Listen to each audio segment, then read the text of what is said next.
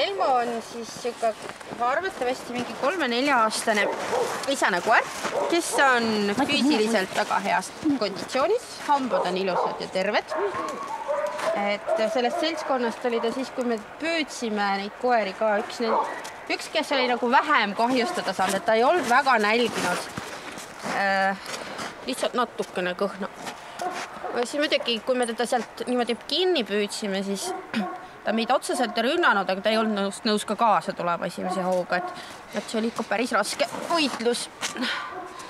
Aga nüüd on ta maha rahunenud, varjupaigas osutus täiesti suurepäraseks mõmmikuks, kes tahab hirmsasti sülle ja mängida ja et ta on täies elus jõus isane koer, käitumine on ka vastav selles mõttes, et kuigi ta saab teiste koertega suurepäraselt läbi, ka teiste isaste koertega ei ole mitte mingit probleemi, siis ikkagi see energia on temas olemas, et ta ikkagi, nagu ta siin praegugi tiirutab ümber minu, et ta tahab kuhugi minna ja tahab nuuskida ja et temale sobiks küll, ma arvan, selline elamine, kus on vähemalt aed.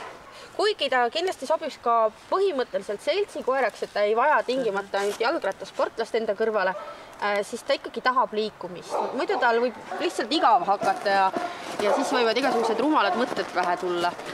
Aga põhimõtteliselt on ta ikkagi täpselt samamoodi suur sülekoer.